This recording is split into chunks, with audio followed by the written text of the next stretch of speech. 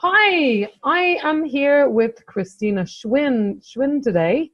And Christina is, she's the founder of the Rise of the Multidimensional Human. And is it right? Am I right in saying, Christina, that you help intuitives to really tap into their intuition so that they can be even more on it than they usually are and even more connected with the healing work and reading work that they do? Is that right? Mm, yeah. Well, thank you for having me, Emma. And yes, so I help intuitives clarify, cleanse, and get more in tune with their multidimensional lenses of perception. And the result of that is enhanced intuitive abilities and other kinds of skills that comes Oh along my with God, that. that sounds amazing. How do you help people to get in tune with all those multidimensional levels of themselves? Because we're so complicated, right? It's like, where do you start with that? Yes. Well, I do a lot of reach out work. I do a lot of talks and like this to connect with the people. But as far as the process of what needs to happen in doing this work is the first thing is understanding how to really truly anchor into the body and have your nervous system in a calm, relaxed state. So as you're interacting with the world, you're still inside of yourself like this. And so that's the baseline. That's where we start. So oftentimes there's a process just to get to that place. Mm. And once we're there, then we start we just start expanding as appropriate for you. Every I can say with all the different healers and intuitives and shamans and members that I've worked with over the years, there's not a single one that has not exponentially enhanced in their abilities and skill sets by going through the acceleration process like I do. But there's some that are extremely exceptional, and I'll throw that out there. It's the millennials and younger, the 20-something-year-olds. There's a lot of star children, star seeds, so to speak, coming in and incarnating, and they just skyrocket. I work with them for maybe 6 months, and they awaken to really amazing healing abilities and other kinds of skill sets that are just blow people out of the water. So I work with seasoned people, but I also work with the newbies like the star seeds. And it feels a bit unfair because the seasoned people, maybe have been dedicated for many decades on their path, and then they're learning they're accelerating alongside these 20-something-year-olds, and the 20-something-year-olds don't miss a beat. They're keeping right up with us like this. Are they even further ahead, right?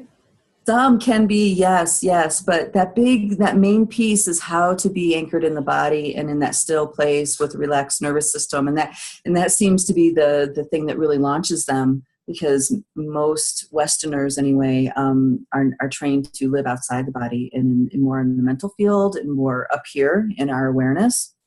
So sometimes with star seeds, it's just getting them back home like this in the body, and they're off like Because this. a lot of people into this kind of intuitive work, they can be very ungrounded, right? They can be very in the upper centers, and they might not be very much in the body. Do you find that with a lot of people?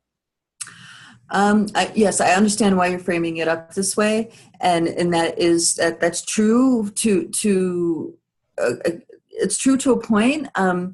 Oftentimes, what it is belief systems that keep us not in our bodies. So intuitives and psychics and stuff like this, it's like we are engaging in all these levels of information that other people are not, and we start to develop our own assumptions or our own beliefs around what it is we're engaging with, and that oftentimes is the contributory factor on why we're maybe not as anchored in our bodies. Mm. Because when you ever see that one movie, the Sixth Sense with that Oh boy? yes, yeah. I love that movie. Yeah. Right. So psychics, intuitives, empaths, that is not a strange occurrence. This is, terrifying things reveal themselves and we don't know what to do about them. So what we do very often once we have more skills is that we learn to shield, and we learn techniques like this. And this is as things speed up and our awarenesses expand more and more and more, those kinds of practices in our development actually push us further out of our body with our belief systems about not being safe and stuff like this. So I totally get what you mean about the not being in the body thing. because of this, because of the gifts. And what I want to point out, it's really about the belief systems and collusions we create because of what we're exposed to with those levels of awareness. You see what I mean? Yeah, it's so interesting talking to you, Christina. I mean, I feel like I'm already learning so much. Because you are like a lot of the psychics and people that I see around, they're like that you are so direct. Actually, I know some other people like that. I'm quite direct myself, but you are like very in your body. You're very like direct and focused in the way that you work, and I think that's really cool. I think that probably gives people faster results than the kind of more generalized kind of airy fairy stuff that some people do. What would you agree with that? Well, I know that everybody's doing their best work that they know how to do, so I wouldn't Yeah. want to call anybody's work airy. But I definitely Yeah. understand what you mean about this, because my background is really in the medical field. I started off as an orthopedic specialist, and that was part of my training, in what I know now, like how I work now. It's like that sort of connecting into the body and fixing pain, or not, well, fixing, it's not a word, unraveling the causes of pain and chronic illnesses and stuff like this. So that really, doing that kind of work forced me to be very real and anchored right here, because what I could not write down clinically wasn't, relevant. Yeah. So if this person's pain didn't decrease from a 10 to a 3, then, whatever happened in that session was irrelevant. It was like, so it was a very concrete kind of case study, learning like that. So you have a medical background. Yeah. So in the United States, there's lots of different kinds of massage therapy and body work and alternative stuff like this. Mm-hmm. And in the state that I was trained in, required a medical license. It was a licensure through the medical board in order to practice body work. And I specialized in orthopedics. So that was my way into that field. Wow, so it is actually like, but it's not the equivalent to a doctor, for example. It's just No. It's more maybe closer to in between a chiropractor and PT. So I would work with chiropractors. I'd work with PTs in conjunction with their treatment. So I trained with both of them, both those two disciplines, very closely, because chiropractic work was something that was, well, pretty much saved my life, because I had a car accident when I was young and had so much nerve pain I couldn't walk and stuff like this. So that was my introduction into bodywork and the power of healing in this way, healing yourself in that way. Which is what I was going to come on to next. How did you find yourself doing this work from, well, I mean, I can see it is kind of a logical transition to be working with massage and body work, and then, but maybe not, it's quite different. So how did you start in this realm? How did you figure out what your purpose is? Because that's what I kind of specialize in. So like from a young child, did you always know, like, I want to help people, I'm very intuitive, I'm very in tune, I can pick up things, I can see things, I can see dead people, like the sixth sense or whatever. Right. And this was a path that you were on from when you were young, or did it come out later on? Mm-hmm. Well, it would be really cool if I had a story like that to tell about my childhood. Oh yeah, me too. I wish I had one. Just like you could pick one out of the sixth sense. Yeah, I had in retrospect, I've unwound some subconscious blocks about my childhood, but at the time of growing up, I didn't know that I wasn't aware of these other dynamics happening. But in general, I was born into a very conservative family, a military family. I was a Marine Corps brat. My dad retired from the military, so it was very rigid. Kind of, stoicism was what was rewarded, stuff like this. So it was very hard, rigid type. I did have a few major awakenings in my unfoldment in my youth, especially in my adolescence. I just had this knowing that I wanted to be with God, and I actually wanted to pursue being a clergy, because that was like the only path to God that I knew in my culture at the time. I knew nothing Eastern practices or anything like this. So that was a major dawning. And then I also had this I just knew something was wrong with the world. I came to that conclusion. There was something absolutely fundamentally wrong with this planet. Around 13, I came to this realization. And fast forward till the age of 20, that's when I had an opening or awakening, a major cracking awakening. What exactly happened? That sounds amazing. So what happened was I was running the rat race, so to speak, and I just knew that this isn't what I signed up for. At the age of 12? Well, no, so at 12, this kind of stuff, that conclusion was happening, right? Fast forward to trying to live life. It was the summer I turned 20 years old. I had my big opening, which was also corresponding with a major astrological event that I found out from one of my indigenous teachers. So it was a very interesting synchronicity. So what happened was I knew that this wasn't the reality that I signed up to live in, to play forward in like this. And I used some plant medicine with myself in context of wanting to connect with, oh my gosh, I'm so sorry, wanting to connect with the truth. You know, this is not the real reality. So either show me the doorway out of this reality or help me know my purpose, help me know why I'm here, like this. And I had a massive opening with the nature spirits and the lands and stuff like this, and the worlds within worlds within worlds was revealed to me. And I knew that that was the absolute truth of the reality. And I also knew that I had a part to play. What that part was, I had no idea. I was 20 years old, but it downloaded some things inside of me and awakened things inside of me where I knew that I am not going to, I'm not going to do the rat race. You know, I'm meant for something else. There was something else that I was here to do. And that unfolded in a lot of different ways. The universe started kind of dropping people on my path, whether they be elders, indigenous elders, or star people. These are consciousness. When I say star people, the indigenous have worked with star knowledge for thousands of years, and some of those beings, some of those lineages started working with me as well. So this all started unfolding around that time. When I was ready, I met my counterparts, and I started working with how to master the multidimensional activation process in human beings.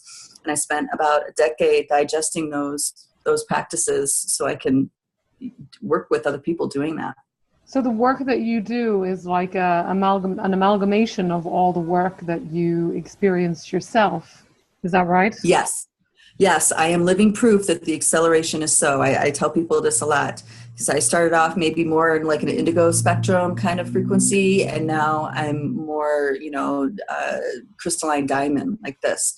People who work with soul level healing would identify with that language that I just used. But at another level, what I mean by that is that I have recollection of who I am beyond this life experience, and that opens me to abilities that a lot of people don't have. And we consider having that ability as something special when actually it's something natural for the human. It's in our DNA to be able to do so. Yeah. And thank you. And what I realized in this activation process, I was learning how to unwind the interferences that blind people to that being the truth for them. Yeah, totally agree with that. I mean, it's a natural. Everybody has six senses, but we come with all, as we're brought up, we're like told to kind of, we just have to shut it down. We shut ourselves down emotionally. Like a lot of people don't even know what they're feeling. So they're not going to have any kind of intuitive, they're going to totally shut that down. People are afraid to feel, people are afraid to connect on an emotional level. So of course, anything even beyond that is going to be terrifying. Yeah, so that deep level of being seen, intimacy, all those pieces, show those what you're talking about to us in our experience. But we have a lot of help, and this is the other thing that I introduce the people involved in the Looking Glass Project is that there's interdimensional beings sharing this planet with us, and they are extremely gifted at helping humanity to wake up. And one of those pieces that we need to wake up to is that we are home. We belong to each other. Yeah. And there's wounding that needs to be released and unwound in order for us to really feel home and safe right here and like this. So so that's, there's beings, and I'll go ahead and call them out because a lot of people don't want to talk about them publicly because it's such a crazy thing. It's such an out there thing. Woo, I have things falling over. And one of these interdimensional beings are what people would call Sasquatch or Bigfoot. Got it. Yeah. I've heard Serious. about them. Yes. Yeah, I've heard about that. I mean, I follow Bashar, so I've heard about the Sasquatch. They're our ancestors before other kinds of interference got involved. There are, yes, our closest interdimensional neighbors. And I live in the Rocky Mountains, and there are Sasquatch tribes here. They're all over the world, but here there's a particular concentration of them. So they're actually human beings, or when you say Sasquatch tribes, do you mean like the species? The species, yes. They're interdimensional, wow. So they don't reside 100% in 3D. Okay, got it. They're very easily seen, and they can manifest in 3D. Wow, that's so cool. I know. And that really puts things out there because a lot of people would embrace the idea of having this kind of communication or connection with other like this. But really, once we get over the shock factor of, oh my gosh, there's this really strange species like this, they actually are very gifted in their psychic healers and spiritually uplifting type beings to communicate with and know. And this is just one of those many groups of beings here to help us with the process. So I'm not alone when I'm doing this process. I'm working with many beings at the same time. So the ones that find themselves on my path and want the acceleration, it's like there's no accident that they're there. They're there because in some part of them has called that experience in. And we're, so there's like a whole cosmic answer to their call, to wanting that to happen. Everything is synchronous. Everything is happening because that's exactly the right moment for it to happen, right? Yes. And oftentimes it doesn't feel like that for, because I know there's a lot of people that feel like they're walking around with cinder blocks, or no matter what they do, things aren't working out, like this kind of thing. And so I don't want to say that and not be sensitive to that kind of situation, because that really is a situation. Oh, yeah, I totally get it. Yeah. Yeah. And what I would want to say to somebody who is in that situation is that, especially if you're younger, as in like born in the 70s and earlier, is that, we are trained to operate in a way that's completely bass-ackwards to the true nature of the human being. And all these things that we're taught, they're encouraging us to keep the bass-ackwardness. So there's a lot of courageousness required to do things truly your own way. Okay. Truly your own way. And that's that will be that's the pillar that will help you break out of that structure of not getting anywhere, figure out truly what is your own way. And you can look at what's going on outside and take other people's examples and maybe like a piece from here and a piece from there. But ultimately, it has to resonate as the truth for you. It can't be like a formula that worked for one person and it's going to totally work for you. That's not. Yeah. Some people are really big energy and they work great in that way. And other people, they have a whole different way of working and being, using languaging or whatever from someone who has big energy won't work for you. You're going to have a completely different approach. So that's why when you work with people, you work with them in very small groups. Is that right? Yes. So part of the training process is to get together in small training pods, 3 students or less. Well, it's 2 or 3 students, usually 3. But there's another reason for this, and that is once we start feeling safe inside of our bodies and we're letting our guard down and our shields down and stuff like this, all that shielding and stuff, and we start connecting with other beings, other humans on the same level, on very deep multidimensional psychic levels like this, we actually start to absorb each other's gifts. So say somebody who's extremely adept with dealing with empathic or emotional trauma or, that kind of field, they will rub off on somebody who maybe is more skilled on an interdimensional level. Okay, so when we work together in the same field and unravel and focus on each other, unraveling our blind spots, then that blind spot gets unraveled, but then you're also exposed to the way the other psychics and intuitives in that group perceive, and you start to integrate that into your skill set. Kind of like kind of like that one X-Men Rogue, that she could touch somebody and absorb their superpowers. Yeah. I remember that. Something similar to this. Yes. Well, we're all absorbing stuff, right, from everyone. That's why we're so connected with our environments, and it's so important that we watch who we're spending time with and where we're living and all of that kind of thing, right? Yes, we are deeply interconnected, and we all affect each other with every thought and every action, and even things that we don't say. Yeah, totally. Even things, especially when they're on set and they're just kind of there in the energy field. Yeah. Yes. And yeah, this affects empaths especially, because they need honest, fluid movement. And a hiccup like that can easily turn into a downward spiral of blame victimhood game, like not being met, this kind of thing. So empaths can easily find themselves going into this kind of triangle of, being the persecutor, and, that whole triangle thing, the drama triangle. Yes, yes, absolutely, and it's because of the way the typical human interaction is, like how we're trained to be. Like when you're meeting somebody and you have agenda and you want something, energies are moving with that. And an empath will be especially sensitive, especially on the level of wanting to caretake you in what you want. So there'll be like this energy exchange happening, and then when things aren't clear and honest, and the air is not, clean like this, then things will start to get convoluted, and oftentimes both of the people in that situation will lose each other, lose their energy within each other, and it's not until the truth is spoken with clarity about the situation do you wake up to, oh, I'm totally putting my energy out there, I didn't mean to. But until that's actually spoken, sometimes we won't recognize that as empaths. Does that make sense the way I said this? I think so.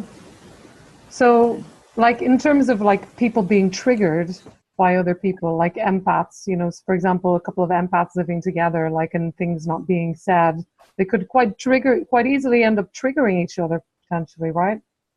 Yes, because truth is very powerful for an empath, okay? When you speak truth and yet you're also willing to acknowledge truth like this. And what happens is when someone's not speaking the truth, then all these mistrust issues start happening, and then we start putting shields up, and you know what I mean? We start, feeling like we need to protect ourselves, or maybe we need to fix the situation like this. Yeah. That's so interesting. So how does your program work, and what kind of people are you looking for to get involved with your program? Because you have, tell us about your program. It's not I don't know, is it a 90-day program, or I know you have like 6-month programs, and so can you talk a little bit about that? And also you have a Facebook group as well for people who are interested in learning more about your program and what you can offer and how you can help and assist people to accelerate their psychic gifts and their empathy and their connection with themselves and other people. Mm-hmm. Yes, thank you. So the Facebook group is a movement called Rise of the Multidimensional Human. Oh, that's so cool. And that is, and that's a free group where I just put content there constantly. There's conversations that are started among us, and maybe second to the last ones, that was someone had their chakras removed. So we had a whole wonderful conversation about what that looks like and all this stuff, because I was curious. I was like, wow, I've never heard of. Can we just stop pause for a second? How does that work? People having their chakras removed? Is that even possible? Can you can just rewind there? And like, okay. Well, that was a whole video, and it took me some time to get all the different layers of thoughts out about this. I've had clients come that said they've had their chakras removed, and I tracked into them to see really what it was that they're talking about. So I made a whole video about what that was, what I saw, and then there was other people in the dialogue sharing their experiences. Some people say it makes a difference, some people don't. Like a positive difference or a negative difference? Well, I'm still a little confused about how this works. Camps. There are people in both camps. But here's the thing about, this is the biggest thing about the Rise of the Multidimensional Human group. We need help getting past our belief systems. We need help getting past the things that we accepted as the truth, not actually knowing it for the truth for ourselves, but because a teacher or someone we thought who knew more than us told us, and we digested it, we lived it, and did this, okay? So it's really, how do you self-reference to the degree where you can witness something and watch and perceive without any kind of emotional reaction making anything wrong? Because as soon as we can step beyond the right or wrong, the good, bad, right or wrong type of way of understanding, then we're getting much closer to seeing the truth of what's going on. And yes, there are people that have their chakras removed, and some experience that as a liberating experience, and that they find their growth goes very quickly now. And others think it's absolutely preposterous, the idea, So it's up to us, the beings who are walking this path of waking up to being our multidimensional levels, to decide for ourselves if this is a path that's right. I know beings who are self-realized, and they never needed to unwind their chakras. And I've also seen some beings that are pretty advanced that have unwound their chakras. So, to me, I don't care. I think whatever floats your boat, whatever brings you more to a more advanced level, or, advances you in your growth and expansion, your ability to live free like this inside. That's all I really care about. What are the results? Are you freer being inside, or are you not? And it seems like that it goes both ways. Some people say yes, some people say no. Yeah, I'm definitely going to look into that a bit more, because I have never heard of this. But sorry, I just needed to ask that. Oh, yes, absolutely. Well, these are the kinds of things that we talk about in the group. Extremely provocative topics where people are like, well, what the heck? Yeah. And I just chime in with my 2 cents on, other ways to perceive it without making one person right or wrong about it. Because we're taught that there's a path, but there's infinite paths, and who's to say what's right, what's wrong? And to really walk that is different than knowing that that's true. You know what I mean? There's it's very easy to say that, but a lot of the paths, they kind of have a self-righteous element to them, even if they're not a religious path as such. Yes, exactly. Even in spiritual circles, there is such a thing as spiritual ego. I mean, and people can kind of get very stuck in their ways and, think that their way is the only way to do it. Yes, the ancients have a process for this to help people break through, especially Westerners, and that is a dying ceremony where you consciously allow certain aspects of who you are to die. And there's there's hundreds of different ways to do this, according in indigenous records. But some of the most profound ways that I've experienced was like being buried. You are buried up to the neck in the ground, and it's just a mindful, prayerful process. These are old ways. These are old paradigm ways. They're very powerful, but we don't have to do this so much anymore. But for those that really feel locked in their ego structures, some of these old ways could be very useful. So it's taking yourself into extreme experiences like this, or you can actually mindfully say yes to having these ego structures deconstructed within you by an acceleration practitioner or something like this. So there's ways to deal with this now that we understand it on a different level. As we accelerate or become more full spectrum in our awareness, a lot of the ideas that are accepted as the way it is it becomes relevant that it's actually not the truth. It's like, all right, so reality is like nesting dolls of experiences. You have all these nesting dolls and layers, and the outer layers inform the inner layers like this. Imagine it moving in that direction. So out here, say it's the Akashic field, all the, your soul's journey. And then in here is more of the cultural stories that you were born into. And then in here is the who you are experiencing all this. Okay.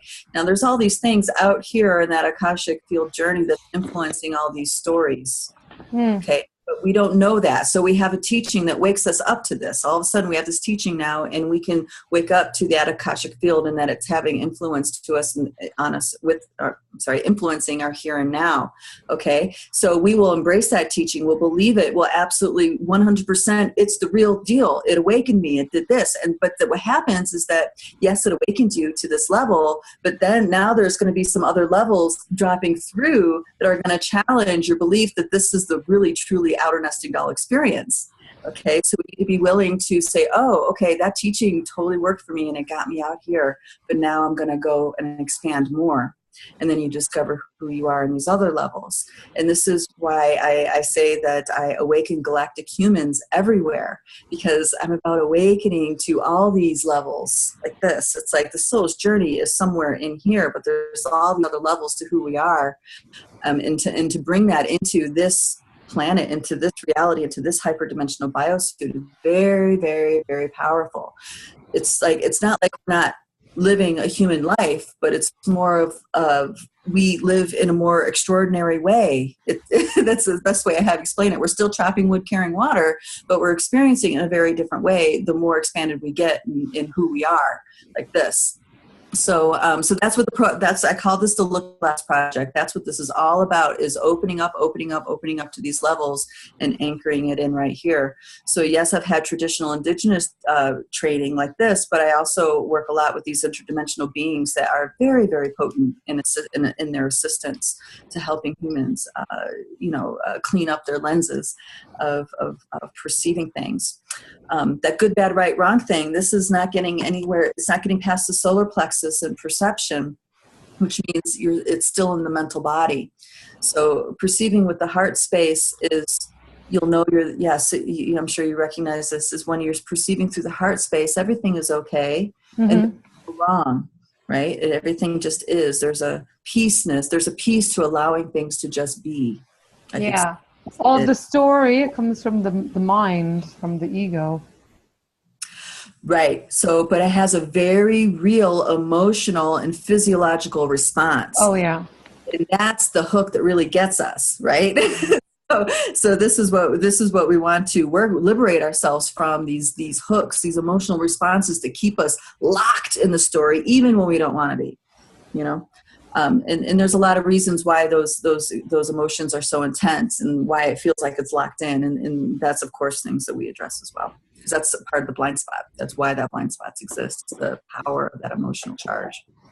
Wow, that's so cool. And are you the only trainer? I know you have other people working with you as well, so you're not the only trainer on your program, is that right? Or well, I train people. I just, past 3 years, I've really got it. Well, I mean, I'm doing this for a long time, but the past 3 years, I've really buckled down and have gotten serious about training as many intuitives and psychics as I can, and awakening star seeds like this. So I have, the training goes in 30-day cycles. So people go for 30 days and maybe you repeat it over and over again, or maybe you take a break like this. But once you get to a certain skill set, then I invite people in to be a practitioner, which I have one assistant TA right now who is pretty wonderful.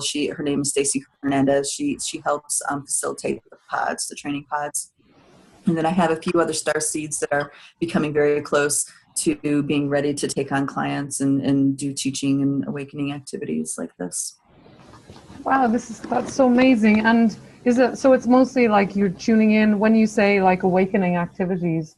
Do your practitioners and you just like tune in and kind of waken people out of their state, or is there process? Is there, I don't know, is there breathing? What kind of exercises are involved, or is it just pure intention and immediate effects?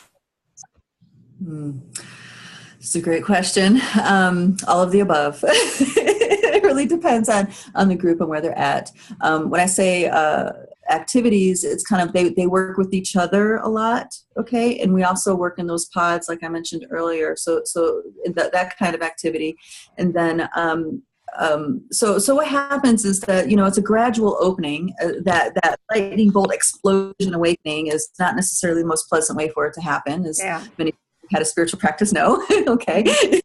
Indeed, right? The whole life's falling apart. That's your awakening. Lovely. You're welcome. Yeah. So what we do is it's a bit of a tuning in process, but there's some similarities with groups. So some of the things that we'll start doing is getting people comfortable with exploring who they are and introducing them to their interdimensional entourage. So we have something called spirit guides, but a lot of people are familiar with. Yes. Yes. So, but there's actually these interdimensional entourages that are here to assist in our awakening, and they're a bit different than spirit guides in that they're not like there's not like a soul contract going on, like a Akashic field kind of contract happening from a much higher level of creation to be working with us, such as like many have Arcturians on their entourage, or Pleiadians or Syrians. Those are very common, but there's also some pretty crazy ones out there that people have in their entourage. But so we begin by being introduced to them and making friends, and maybe helping clear away some trauma dramas that are blinding one from connecting with, say, maybe some dragon people that are in your entourage, or or stuff like this. Because many people, I'll just say this since we're kind of going out there. I'm already talking about Sasquatch. Yeah, we totally went for it, so that's cool. Some people are really intimidated by the whole idea of the reptilian agenda in something like this, and I teach people very quickly. It's like, that's kindergarten stuff. Don't even worry about that. Because we do have a reptilian brain. We do levels within our hyperdimensional biosuit, though that's part of the gift of this suit, of this biosuit. So to reject or make wrong some kind of reptilian frequency, that's a mind game. That's a total mind hack plug-in that beings have been buying into for a long time. So you quickly figure out how to handle your energy in this training, because you just wake up to the reality of a lot of the fear-mongering is not the truth, and it doesn't really have power over you, but you don't know that until you experience it. I'm sure. So, are you familiar with Bashar and Daralanka? No. Oh, okay. No. I wonder, because that's a channel. He's from the Essassani. Anyway, I thought you might have been familiar, because he talks about quite a few of the things that you've mentioned, like the Sasquatch, and the whole thing about the reptilians and the conspiracy theories that people have. So yeah. Here we go. We have two independent sources saying the same thing. What does that tell you? Totally. That's always the way it is. Everyone's saying the same thing in a different way, and there is no right or wrong, good or bad, like you say, because it's just a different point of view. Yes. And it depends on how the measure that I use, if I'm going to take it in, it's like, does it create expansion? Does it create more freedom inside of me to digest? Like this. That's a really cool question to ask. Does it create more expansion and freedom within me? I like that. I really like that one. I'm going to write that down, actually. Okay. It's such a simple question, but I think it's really, because sometimes we can get so I know I used to have mass problems with indecision, couldn't make up my mind about anything, and now it's much more. It's easier now to kind of tap into what feels right, and to start following that. So it's a pretty simple question to tap into. So how do people? So to join your group, like, what kind of people are you looking for to be in your group? Do you need to be a woman? Do you need to to consider yourself an intuitive? Do you need to be into all of this kind of stuff, or can complete newbies join in the action as well if they dare? Right. The rabbit hole. That's why it's like, how far down the rabbit hole do you want to go? Yeah. Which pill are you going to take? Right. So pretty much, if you listen to this interview and you don't think we're completely crazy, you can totally check us out. Speaking about, the interdimensional beings and going to this level, it's really about the yes inside. When you meet me or when you look into my eyes, if things are resonating and maybe you don't know why, but it's resonating, follow that resonance and check out the group. And you're welcome to personally message me like this on Facebook through that group. I also have a website, lightbodyinc.com, and you can, there's ways to subscribe to a mailing list like this. And I put things out every so often. It's interesting because there's a broad spectrum of people that benefit from what I do. So I like to just designate, if you feel this resonance inside of yourself, then you're a good fit like this. because I have students, some are, you know, in their late 60s and some are like 21. You know, there's like this broad spectrum. And the one thing they all had in common is that as soon as they came across me and my work, they knew we had to work together. So that's the piece. If you feel it, then come on down. Let's strike up a conversation. Watch some videos, see if some of this stuff, you know, you can get a feel of what we're working with. I am a bit quirky and edgy. I like to cut through the BS, you know, so that is a part of the flavor of how I work. But it's fun, you know, we have so much fun working in this way. At first it's like working in shadow work, which isn't always fun, but there's a point that you get a hump and then it turns into having a blast, just having a blast, connecting with other beings on this level and getting the help and inspiration. Because that's a big thing for us, inspiration, you know, being inspired to do things, being inspired or having to have new ideas or to create a piece of art. It's like inspiration, soul food. So it's a good place for that, to connect in that way. Yeah, so that's pretty much it. It's like you can find me on Facebook or online and we can chat up. I have some group events that are very affordable, and then of course there's the more high-end ways to work, such as the deep dive programs and stuff like this. So I have something for everybody to meet you in whatever level you're ready to start to work. Oh, that's so cool. And I was going to ask you another question, like about the shadow work that you do. You mentioned about the shadow work. Is that something that you do, or do you expect people to have kind of gone over that hump before they come to you? There's always more shadow work to do, though, presumably. Or is there a point where you're like beyond all of that? Because you mentioned about that as well. Yes. So yes, we do absolutely help you with shadow work. And that's part of why we're in this community the way we are, because you know, the shadow changes, the layers and the depth that it's, you know, happening, and you know, and we need to address it in a more expansive level. So shadow work just pretty much means to be willing to face yourself when and if it presents in certain, you know, like this. So always face the truth, no matter how uncomfortable it might be. And we have a wonderful, loving group of beings to hold space for that, and in doing that, we help each other in so many ways I can't even express here in this interview. But yes, to answer your question, yes, it does get easier. What happens is that our subconsciousness exists on many realms, levels of reality. Our subconsciousness does. So when you look, oh my God, I've lost you. Manifesting. Okay, I lost you there for a second. So okay, just rewind what you were saying. Okay, so when we manifest, or you were talking about the subconscious.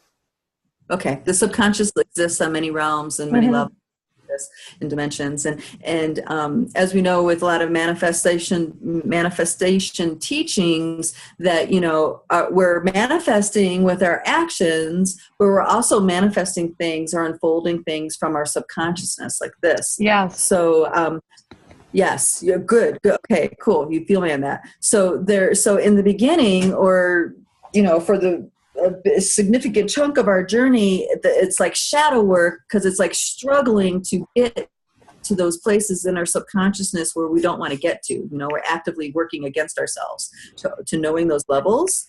Okay, but there is a point where you cross this threshold where more of your light, so those woundings, those resistance against yourself, that's fragmentation, fragments of yourself that haven't been reintegrated, brought home yet. Okay, so as you clean that up and you become more whole and more in the light, the true light of who you are begins to reside in your subconsciousness. So there's like a tipping point where there's much more of your light than your wounding happening, and at that point the journey becomes much easier, and the shadow work is not so you know, such drudgery. But the shadow work never ends. I mean, there's always more expansion to happen, no matter what level per se you get to, right? There's always more that you can happen. I mean, Bashar talks about that. I mean, they're still expanding. So would you agree with that? Well, yes, but what happens is that it gets easier because you're seeing with levels of who you are. When you're engaging with more with more levels of who you are, then it just the game changes as you expand. Let's put it this way. It doesn't become, it's not a battle of light and dark anymore. Yeah. It's more of an embrace of all light and all dark. It's more of like this, and things will instantly transform. And when you need help, it really just drops in your lap because there's no part of you that's resisting help. So it never ends, but it does get easier, and it does get easier to say yes and step through your fears, you know what I mean? And let go of things in certain ways. Surrender, that's the piece. It gets much easier to surrender into those pieces. And that's something that's, speaking of surrender, that's something that I'm kind of going through at the moment, like the surrendering piece, really letting go, because still part of me is trying to hold on and control the situation. And I think that's pretty common for a lot of people, because we're from a really young age, we're kind of trained to like hold on to reality. And even though mentally and been programming myself, still there is that kind of need to want to control the situation and not fully trust, even though on some levels I trust, it hasn't fully permeated all parts of my multidimensional self. Yes, and a lot of an ancestral clearing helps with this, because a lot of our beliefs and conclusions about it being unsafe, we've inherited from parents and grandparents and so on. So that's an important piece of the work, is ancestral clearing. I mean, especially all races on this planet have had major war trauma. All of us have. I mean, you being English, right? I'm Irish actually, but yeah. Oh my gosh, I'm so sorry. Okay. I live in the UK. So yeah. Okay. So I mean, so the Irish have their trauma. The UK population has their trauma. The Russians, my lineage, has their trauma. And it's not that we lived in those times, but we have ancestors that have saw horrific things happen before them, and that anchored in trauma and PTSD, and then that imbued into subsequent generations. So PTSD clearing is very, very powerful, powerful as a tool to help us remove blocks that keep us from being in our bodies, especially in our male and female lineage, our male lineages, female too, but in a different way. But war is a big one. The next piece after that often comes up is religion. Religion is a big one, because there's been a lot of murder and atrocities committed in the name of religions. And there's, genocide to a lot of races. So that also is in the genetic memory. So these kind of, I know this is intense stuff that I'm going into, but these kinds of intensities we've inherited. So we don't necessarily have a memory of, like, consciously, but it's informing our subconsciousness. It's informing our different levels of ourself in this hyperdimensional biosuit. So when we clean this out, that's like a super quick way to help us anchor in more deeply into the body and into the sacrum, and really live in the throne of the biosuit. And I call our bodies a hyperdimensional biosuit. And that's not that I don't have affection for this physical form, because I do deeply. It's just to convey that idea that there's many, many levels and realities happening inside here. It's like when traveling, you can travel to the other side of the cosmos by going inside. And this is an important part of the awakening process, is recognizing just how deep this body goes, how deep these systems go, and these realities inside go. Very, very deep.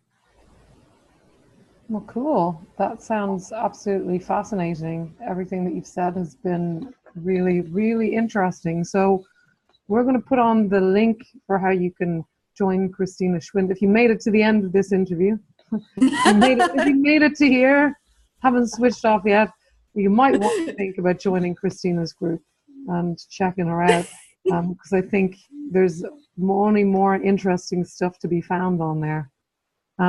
Is there anything else that you want to share with people while you're here, Christina, or I don't know, anything else that you want to say or share that you feel drawn to say at this point? Thank you.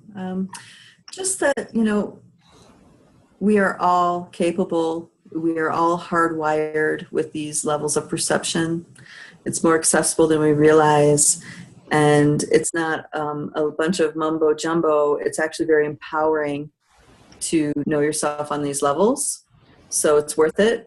Absolutely 100% worth it, even if you're not a healer, but you feel called to this kind of work. These are amazing times on this planet. There's a lot of chaos and turmoil. And in order, this is another level of being at deep peace and witness to all this turmoil, and it helps us not get lost into it, and helps us not contribute into it. So all these things in this planet are coming to a head right now, and us keeping our center, keeping our stillness, keeping our ability to be fully present with these things are going to be what helps unravel them. So we're not in an endless loop of repeating this stuff over and over again. We want to bridge into another age where, where these kinds of things that are happening on this planet is not the norm.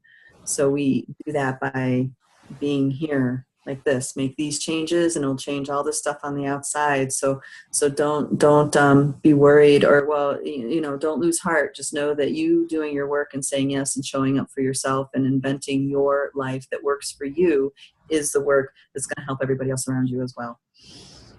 There we go. That's what I have to say about that. Totally. I totally agree with that. Do you think everyone is a healer then? Everybody has extraordinary capabilities. Everybody, yes. Especially your own body. You have every ability, there's every avenue accessible to you to heal your own body. And that's part of the awakening process for many of us. We have some kind of healing crisis that happens. And healing yourself and, walking yourself through a healing crisis. On the other side of that, you trust yourself in a much deeper way. You trust your inner knowing in a much deeper way. You are willing to take action that's against the norm because, this is what you modeled that behavior. That's what healed you, So, and that's why a lot of times it happens this way, because it anchors in our sense of our own abilities when we get to the other side of that healing process. Wow, awesome. That has been so fascinating. I've taken a bunch of notes, and I'm really interested to listen back to this interview and get all that information on the download again. I am a member of your group, but I'm going to be even more involved from now on because I'm totally awake to all of this stuff, and I'm really fascinated by all the stuff that you've been sharing. So thank you so much for talking to me, Christina. I really appreciate it. I'm really grateful to have learned more about what you do. Recognize we've been trying to get together for a while now, so this is really cool that it's actually happening. And I just want to wish you all the best. And anyone watching this interview, please go and check out Christina's group and her webpage, which we're going to post right here. All right. Well, thank you so much, Christina. And I am going to thank you so much for watching the interview, everyone. Lots of love and likes.